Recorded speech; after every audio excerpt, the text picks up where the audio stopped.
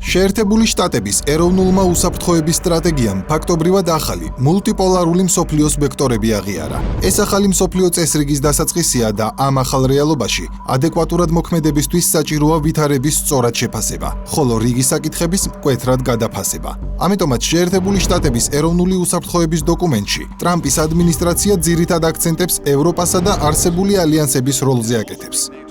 33 გვერდიანი დოკუმენტი საკმაოდ კრიტიკული და მტკივნეული აღმოჩნდა ევროპისთვის და ერთგვარი შოკის ეფექტი ჰქონდა მსოფლიოსთვის. არა იმიტომ, რომ იქ რაიმე სიახლე წავიკითხეთ, არამედ იმიტომ, რომ შეერთებულმა შტატებმა პირველად დააყენა კითხვის ნიშნის ქვეშ ევროპის, როგორც საიმედო მოკავშირის სტატუსი, რადგან აღიარა, რომ ევრობიუროკრატია ცვლის ევროპას, ურეიტინგო ლიდერებს კი ევროპა ცივილიზაციური განადგურებისკენ მიჰყავს.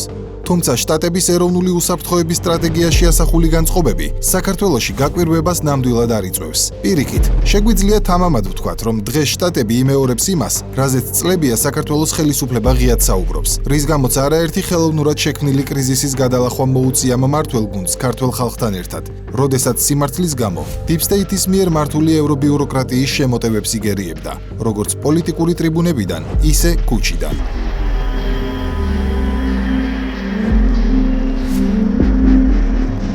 მაგრამ ახლა, როდესაც შტატები უსაფრთხოების სტრატეგიაში სიტყვასიტყვით იმეორებს იმ გზავნილებს, რაზეც საქართველოს ხელისუფლება გაცილებით ადრე საუბრობდა, დადასტურდა, რომ ყველაზე მძლავრი ინსტრუმენტი ახალ რეალობაში, სახელმწიფოსა და ხალხის დასაცავად, შეულამაზებელი სიმართლეა.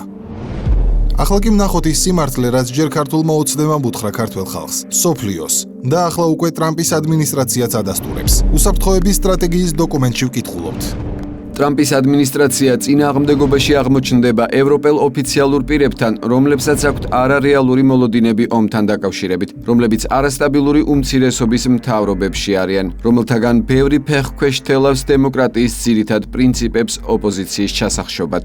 სწორედ ეს არის ევროკავშირის ცივილიზაციური დაღმასვლის მთავარი გამოწვევა, რომ არიან უმცირესობების მთავრობები, რომელიც უმრავლესობის საკუთარივე უმრავლესობის წინააღმდეგ ინტერესების გათვალისწინების გარეშე მოქმედებენ და ჩვენთანაც ხო ეს უნდათ. ჩვენც ხო ამ მოდელს გვახველდნენ თავს. ევროპულ სახელმწიფოებს არ შეუძლიათ საკუთარი თავის რეფორმირება, თუ ისინი პოლიტიკურ კრიზისში არიან ჩარჩენილი.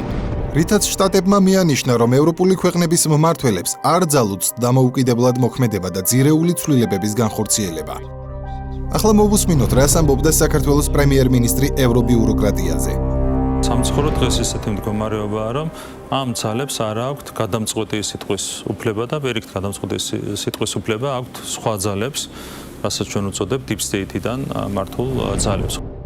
კონტინენტური ევროპა კარგავს წლის გლობალურ მთლიან შიდა პროდუქტში 1990 წლის 25%-დან დღეს 14%-მდე, ნაწილობრივ ეროვნული და ტრანსნაციონალური რეგულაციების გამო. ზოგადად ევროკავშირში არის მძიმე ტენდენციები, ეკონომიკური ტენდენციები, რასაც არაერთხელ ვისაუბრე უკვე, 30% იყო ევროკავშირის ეკონომიკის წილი მსოფლიო ეკონომიკაში 2008 წელს. და ამ 17 წელიწადში შემცირებულია 17.9%-მდე. რაც არის სრული კატასტროფა, ხო დამეთანხმებით. რა თქმა უნდა, ჯერ კიდევ ვინ არჩვენებს კეთილდღეობის მაღალ დონეს, იმიტომ რომ დაგროვილი იყო, როგორც თქვა 1955 წლის შემდეგ უწყვეტი მშვიდობით 2008 წლამდე, მაგრამ 2008 წლიდან არის ძალიან მძიმე ტენდენციები. და სწორედ აქედან იწყება ყველაზე მნიშვნელოვანი ნაწილი შტატების უსაფრთხოების სტრატეგიაში. საკვანძო საკითხი, ევროპის მთავარი პრობლემა, რაზეც სწორედ საქართველოს ხელისუფლება იყო ერთ-ერთი პირველი, ვინც ღიად საუბარი გაბედა. მაგრამ ეს ეკონომიკური დაცემა დაჩრდილულია ცივილიზაციური განადგურების რეალური და უფრო მკაფიო პერსპექტივით. ევროპის წინაშე მდგარი უფრო დიდი საკითხები მოიცავს ევროკავშირის და სხვა ტრანსნაციონალური ორგანოების საქმიანობას, რომლებიც ძირს უთხრის პოლიტიკურ თავისუფლებასა და სუვერენიტეტს. ამ ჩანაწერის გაჩენამდე გაცილებით ადრე პრემიერმა ირაკლი კობახიძემ კონსერვატიული პოლიტიკური მოქმედების კონფერენციიდან მიმართა მსოფლიოს და ღიად მიანიშნა იმ ცივილიზაციურ საფრთხეებზე, რის წინაშეც დასავლეთი დგას.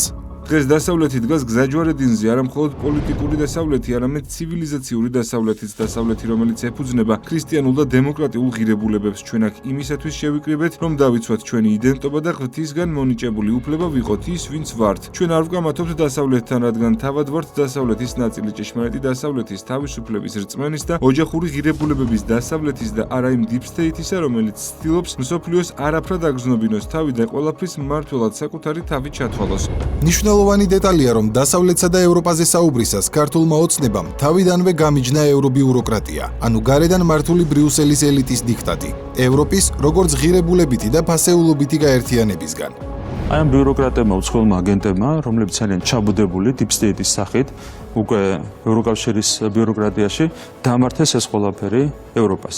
მნიშვნელოვანია, რომ ევროკავშირი გამოფხიზდეს და დროზე დაბრუნდეს ევროპული ღირებულებების გზაზე, ის გზა, რომელზეც დღეს ბრიუსელის ბიუროკრატია დგას, ეს არის გზა საბჭოთა კავშირისკენ.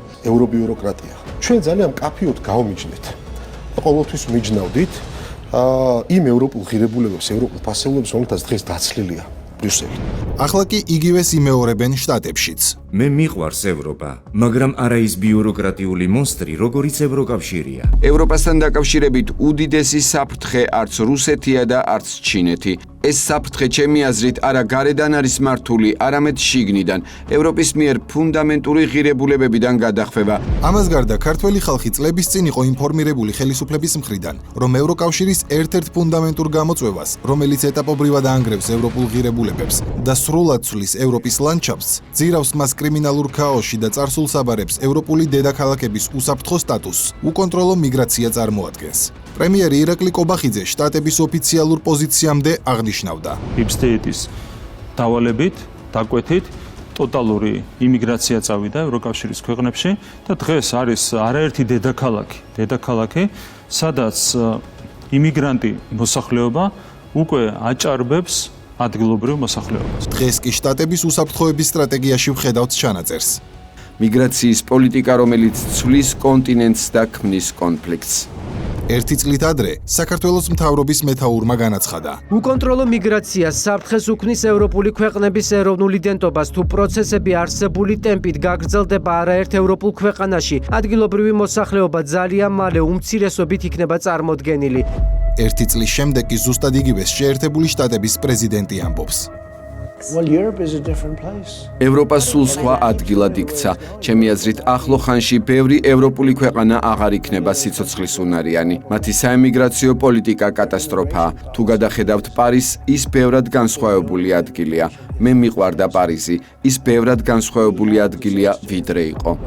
და ამ რეალობამდე ევროპა deep state-ის მიერ მართულმა ევრობიუროკრატებმა მიიყვანეს, რომლებმაც ბრიუსელი ერთგვარი ჩაკეტილი სისტემის მმართველ ცენტრად აქციეს, საიდანაც აგრესიულად ახშობენ განსხვავებულ, კრიტიკულ ხმებს. ბრიუსელის მმართველი ელიტა ებრძვის ყველას, ვინც მათ პოლიტიკას აკრიტიკებს.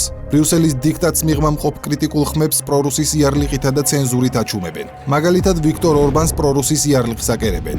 ლეპენს არჩევნებში მონაწილეობას უკრძალავენ. რობერტ ფიცოს ზიზღის კამპანიით ებრძვიან, რამაც მისი სიცოცხლე კინაღამ შეიწირა.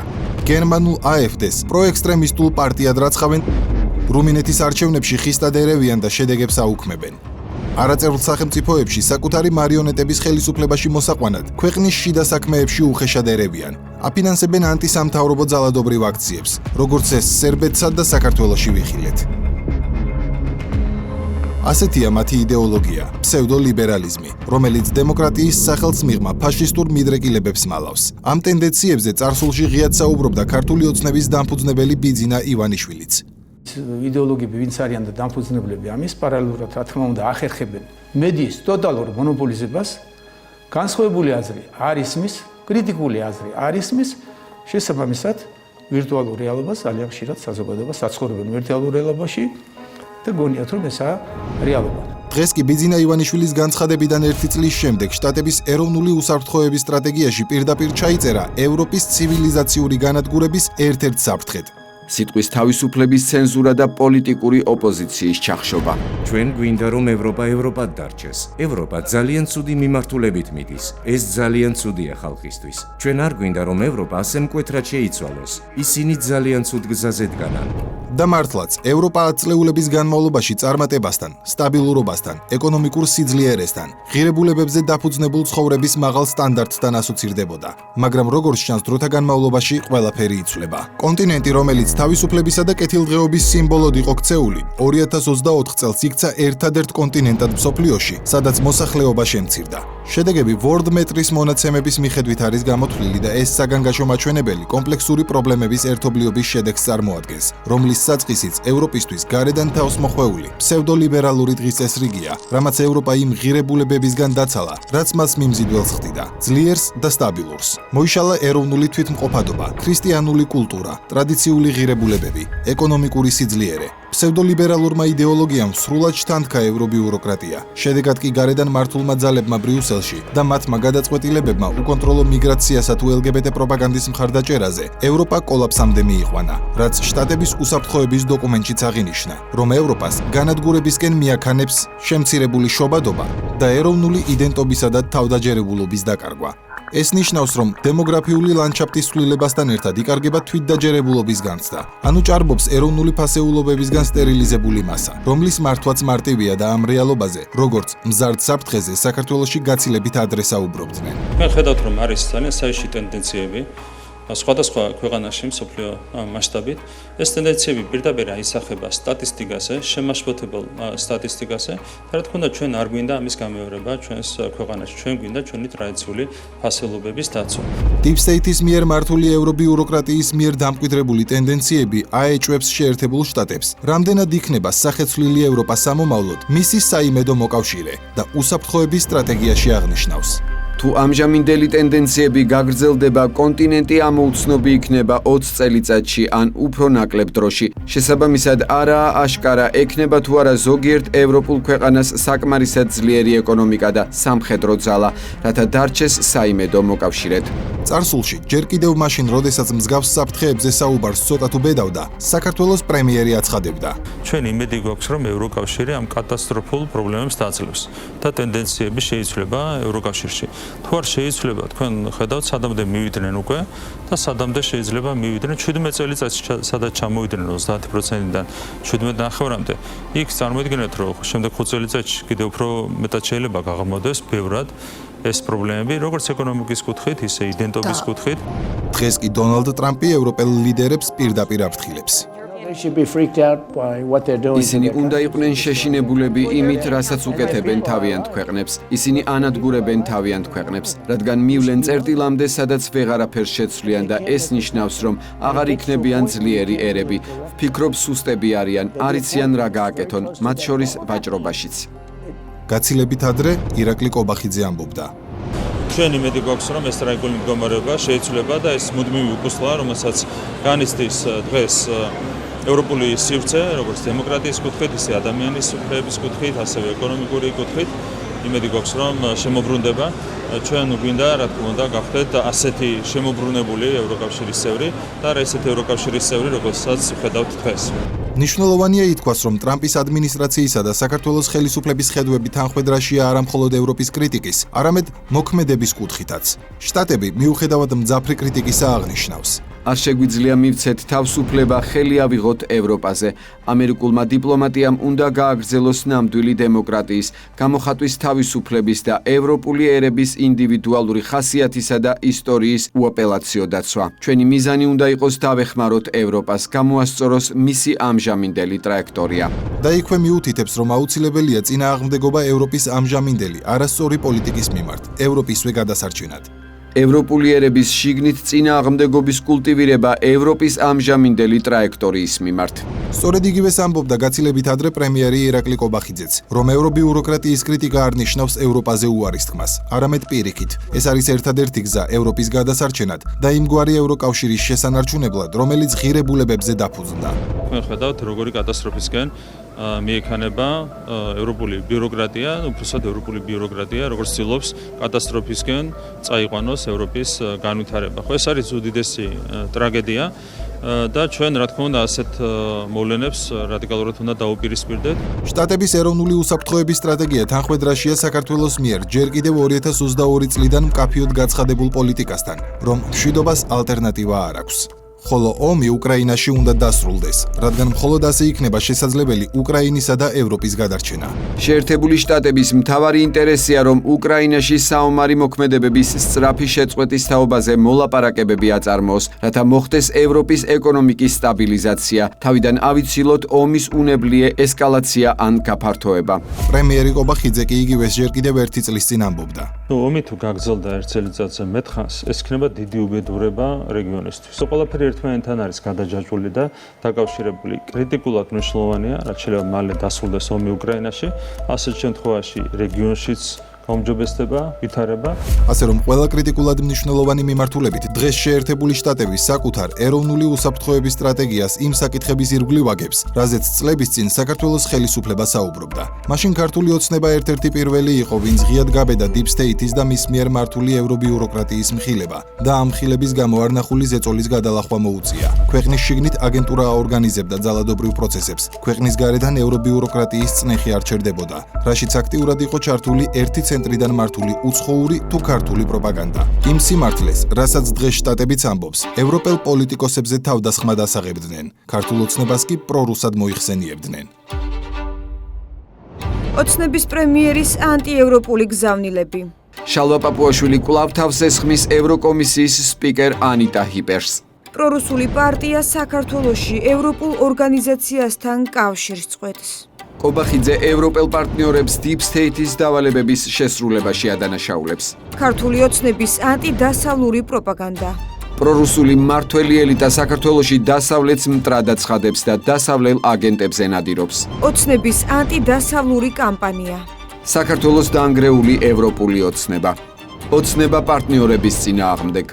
ოცნების ანტიდასავლური გზავნილები. პაპუაშვილი ბრიუსელს უპირისპირდება. დამთელიეს მასშტაბური კოორდინირებული პროპაგანდისტული შტურმი მხოლოდ იმიტომ, რომ ქართულმა ოცნებამ სიმართლის თქმა გაბედა ევრობიუროკრატიის შესახებ, სიმართლის თქმა გაბედა ევროპის ცივილიზაციური განადგურების საფრთხეებზე, რომ მიგრაციული პოლიტიკა და LGBT პროპაგანდა ანგრევს ევროპულ ღირებულებებს, რომ ბრიუსელი საბჭოთა კავშირის სტილში ახშობს განსხვავებულ ხმას. საქართველოს თავს ესხმოდნენ, რადგან პრაგმატული იყო უკრაინაში მიმდინარე ომის შეფასებისას. თავს ესხმოდნენ, რადგან სიმართლე საკუთარ ხალხს არ დაუმალა, მაგრამ როდესაც იგივე სიმართლეს დღეს შტატები იმეორებს, ტრამპზე ვერც უცხოური და ვერც ქართული მედია ვერ ამბობს, რომ ის პრორუსია, რომ უსაფუძვლოდ ესხმის თავს ევროპელ ლიდერებს. ის დიპლომატებიც კი, ვინც საქართველოს ადანაშაულებდნენ ანტიევროპულ რიტორიკაში, დღეს შტატების იდენტურ პოზიციაზე ახმას ვერ იღებენ და უკანაკარიდან ტოვებენ სასტუმროს, მედიას რომ არ შეხვდნენ, როგორც ევროკავშირის ელჩი ჰერჩინსკი, ან გერმანიის ელჩის მსგავსად კრიტიკულ კითხვას ჟურნალისტებზე თავდასხმით გაურბიან. ეს ამერიკის სტრატეგია, მე რატომ მეკითხებით, მე აქ არ ვარ იმისთვის, რომ ქართული პროპაგანდისტვის კონტენტი მოგაწოდოთ. ეს ჩემი საქმე არ არის. თქვენ მე პროპაგანდისტულ კითხვებს მისვამთ, რომლებიც მე არ მაინტერესებს. ესეც ცხადყოფს, რომ მთელი ეს პროპაგანდა საქართველოს ხელისუფლების წინააღმდეგ Deep State-ის მართული ევრობიუროკრატიის მხრიდან იყო ორგანიზებული. ეს არ ყოფილა პოლიტიკური ხედვებისა და განცხადებების კრიტიკა ბრიუსელიდან, არამედ ეს იყო იდეოლოგიური განსხვავების გამო წარმოებული თავდასხმების ციკლი ეროვნული ხელისუფლების წინააღმდეგ, რაც მიზნად საქართველოს სათავეში მარიონეტების მოყვანას ისახავდა. თუმცა უშედეგოდ. სრულ პროპაგანდამ არ იმუშავა, რადგან სიმართლე ძალაა, რომლითაც ქართულმა ოცნებამ ქართველი ხალხი შეაიარაღა და შედეგად ხალხთან ერთად ეროვნული ინტერესების დაცვა შეძლო. მაშინ პატარა საქართველომ გაბედა ელაპარაკა იმ დროისთვის მკვეთრად არაპოპულარულ, მაგრამ სასიცოცხლოდ მნიშვნელოვან თემებზე. გლობალური ომის პარტიის, ანუ Deep State-ის გავლენებზე, მის მიერ მართულ ევრობიუროკრატიასა თუ დასავლეთის ცივილიზაციური ეროზიის საფრთხეებზე. დღეს კი ამ საკითხებზე უფრო და უფრო მეტი ხმა ისმის, როგორც შტატებში, ასევე ევროკავშირის შიგნითაც.